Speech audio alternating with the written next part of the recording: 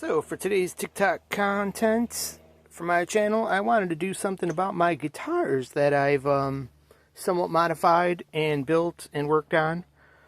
And I'm very happy with these two right here. I've got a bunch of guitars and some other styles, but these are my two Ibanez guitars, chibanezes, okay?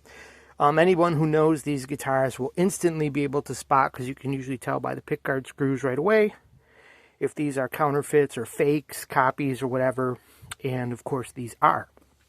So yeah, that detracts from their, their whatever off the bat to some people, and understandably so, but it's what I could afford, and I just wanted to take a chance and see what I got. And to be honest with you, I was pleasantly surprised, but I did have to modify them, and I'll go over some of the modifications I made.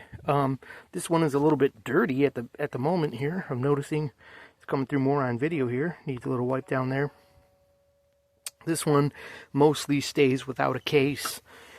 But believe it or not, for all the throwing around they get, the finish is nice and robust, and the it stays in tune really well. For all it gets.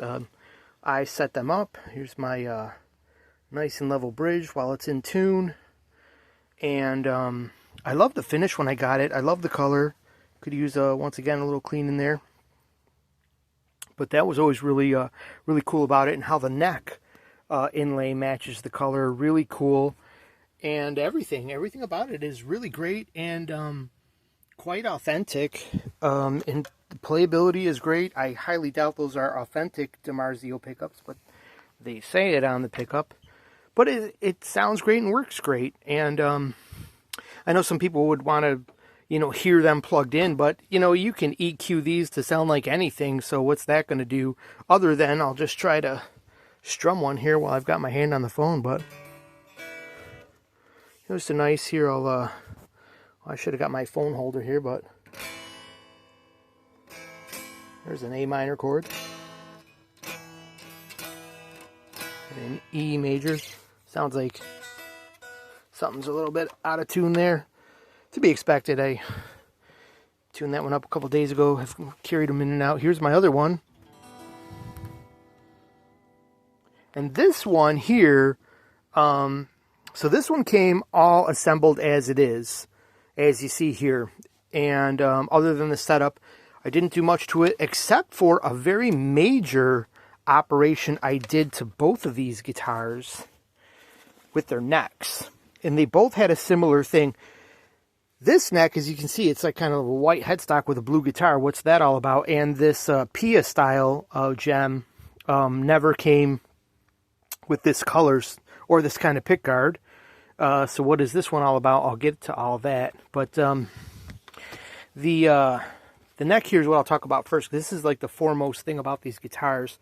And you should look here first. Like, you notice this neck is relatively very thin. I should have got my calipers out, because I believe when I leveled these necks, I got them down to around 18. I looked up the specs, like, what's Steve Vai's neck? I need those specs. Just to at least see if that really did anything for the playing. It didn't improve my playing or too much, but I find the neck is super comfortable, and you'll see it's actually, if you kind of can see here, it's not rounded at all. There's a curve, and then it instantly goes flat right there. And it's not like any other neck you'll ever find. And I love it. And a lot of people that play it are like, wow, that's really cool. I think it should be something that some of these neck manufacturers look into. If I was building guitars, that would be my signature right there. But anyways, what I did was, this neck and this neck, the similar thing about them, even though this one came with this guitar, this one came as a separate purchase, but from the same place, I believe. They were very rounded in the back, so that when I got them, I was a little disappointed, because I'm like, hey, this thing is thick like a Stratocaster or even a Telecaster, and I thought that's not, what I wanted with one of these necks. I was looking for that super thin neck. So I thought, well, it was especially started with this one. I thought, well, what did I pay for it? It was $90, I think.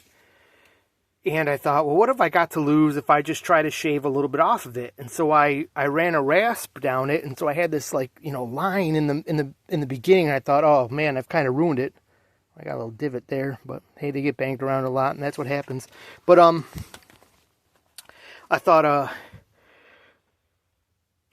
well, I'm going to have to kind of keep going from here. So I just kept on going. And what happened was it widened out and widened out the flat spot until it got right in between these two grooves. And I thought, hey, that kind of works to have the sig curve right up to that little walnut groove there. And that's when it got leveled out to right around here. It's about 18 millimeters. And right somewhere around here, it's around 22 millimeters. And then it gradually lifts up here. And I smoothed out this area. And I smoothed out this area. So it's just nice and comfortable. And I love the way they play. I think it's totally awesome. And I thought, well, here's what'll happen. Eventually they're going to warp really easy. Or they're going to snap or something like that. And you do a little knock on wood, knock on my head there. They are totally stable. They, one setting of the truss rod, and it's been fine since. And these guitars have even traveled with me in a van across country, hot and cold, all the time, delivering freight. Some of these were my go-to guitars as I traveled. And the stability has been great. So that's this one. Now, when I got this neck, why did I get this neck? Because I had it on this was a gem-bodied guitar. This started out looking like with a monkey grip like this. And I had this weird, funky, the spray can was malfunctioning, but it turned out to look like clouds and blue. So I thought, all right, I'll keep that. And of course, that's an old body, and it broke one time. Some of these posts here ended up popping forward. The body broke, and there was no fixing it. So I thought, okay, this guitar is trash now, and I was disappointed because I like that guitar and I like this neck. So I looked around online about replacements, and I came up with a Pia body that was being offered by someone in Belarus.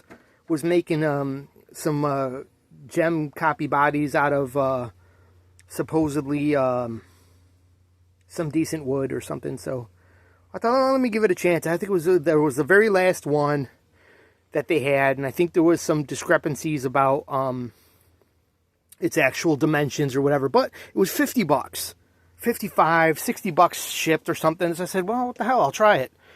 And so I got it, and I did have to do a little bit of modification to widen out the pocket to fit the neck. But that was it. And it wasn't easy, but I got it to work and got the string, so I was happy with the. This one fits nicely on the edge. It's always kind of an issue for me. A lot of times you build a guitar and you end up with the E string like way over here by the time it gets to these frets, and you're pissed off. But now you'll notice my fret leveling job is, and probably by now some of this, just the wear from string bends and playing it, has a lot to be desired. But there's no major buzzing, no dead frets, no bends that go bad or anything. Everything is cool. Could probably stand to use a little bit of an intonation, but it's still I record with the guitar, my own music and stuff like that. I don't play professionally or anything, but I'm fine with it. If I had my way, I would have the neck a little bit more shifted that way, so that I'd have the E string probably right there, because I never play around here anyway, so that real estate could go to about there, and that would give me about there on the real estate there, and I'd like that a lot better. But I don't have any problems with it slipping off the edge there, and I don't have to think about being overly careful or anything. So that works out pretty good. And I took a rasp to them. I'll see if I can find the tool that I used. I might have it.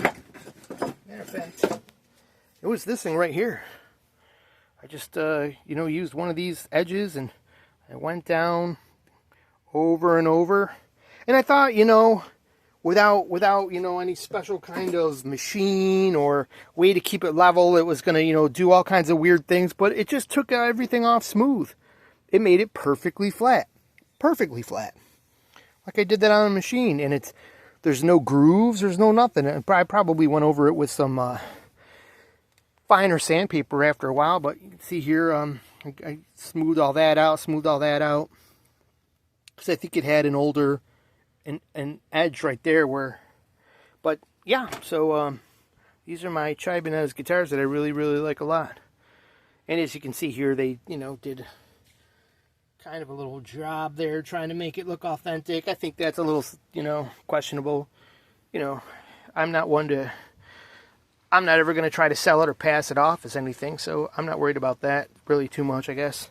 I got my matching straps for them. I'm really happy with these, the cool looks of these straps. I think they're Levi straps, or Levi's straps, not Levi's, the jean company, but Levi's guitar straps. I think this might not be one. This is, I don't know that. It might be. But I think this one is real cool too, and it matches the guitar too. And this was a spray can I got. As you can see, like the dullness there, but I don't really, the finish don't bother me too much. Although I wish it looked like this, nice, glossy, plasticky looking, perfect finish. Obviously, I didn't do the best job I could have smoothing out the grain here on this guitar, and so it shows. But I did do, you can see the orange peel there. But I think that's the nature of the thin paint that I used, and if I had just kept on applying more paint and sanding, wet sanding, it would have come out probably a little bit better. But anyways, it was just a couple small cans of, it was either a Ford or a Chevy color. They both had a similar matching color, and the camera here is making it look more blue than it is, but it's kind of and I think maybe against the green here, but it's actually a blue-green color. It looks very Egyptian with the blue and the black and the gold, to be honest with you. But it's that blue-green 70s car, late 70s GM car color that I was always real fond of. And then I found this pick guard from a company in Arizona where you had a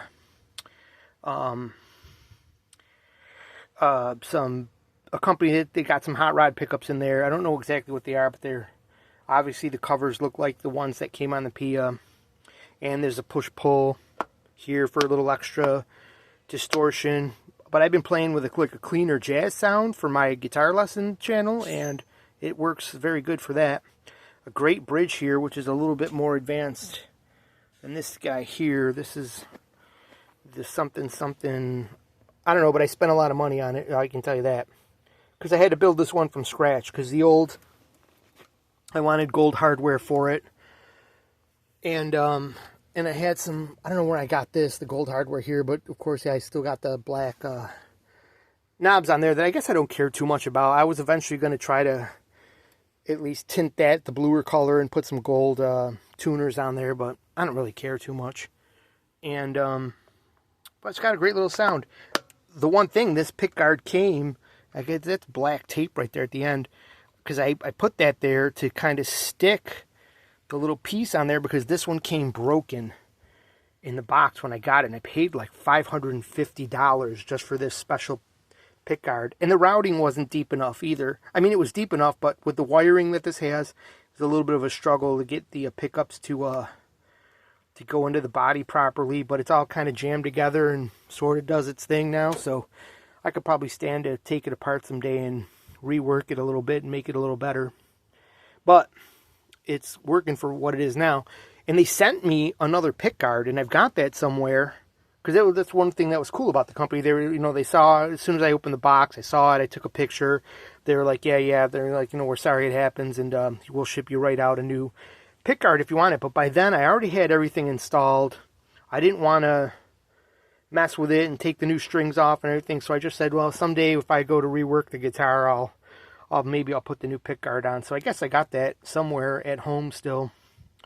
And I even got the piece for this one. And it's funny because it floats around, and oh my gosh, like look, there it is, right? I've actually lost it and found it a couple of times in piles of things. And so that's how I had it stuck on there, and then it started to fall off. So I just kind of keep it. Maybe I'll I didn't want to super glue it on there, because then if I ever did want to replace the pick guard, it would be stuck on there and hard to make it a bit of a pain. But yeah, that's how it's supposed to look, and would look a little better if I had that on there still. But so yeah, these are my Chibanez guitars, a Pia copy and a standard gem copy. And so I get that cool looking, this thing here, lift it up while you're playing. I don't know. You know, probably don't do that much, but it does have the scallops here, which I don't really make, you know, much use of. Obviously, my playing is not going to be anything close to the person who originated this style of guitar and made him famous, Mr. Steve Vai. And the inlay, while the cool Tree of Life inlay is the older original gem kind of looking pattern, where this would have had an updated one matching the color. And I wanted, when I got this one, I wanted that mint. They had a mint green one, and that's what I was going for. And I couldn't find that mint green spray paint to save my life. I couldn't understand why there was no mint green spray paint around when I was looking, but I did find that 70s color. I took off from the dumb hardware stores and Walmarts and stuff like that, because all they had was just the dumbest, tackiest colors. And I said, you know where I know where they got some good colors? They got them at the auto parts store, and sure enough, they had a rack of paints for classic cars at a really old a place for real car paints. And so I found a reasonable color that would look good, and it gives it that Egyptian look, and I think that kind of suits the style, to be honest with you. And the white kind of it just gives it a different look. It kind of goes with it, so what the hell, I'm not gonna worry about it. As a matter of fact, could probably, if I tinted it gold, it might actually look kind of cool. But all right, yeah, that's what I wanted to show everyone for this TikTok for 15 minutes. I don't know if that'll be a good TikTok. Maybe I'll put this on YouTube. I don't know. All right.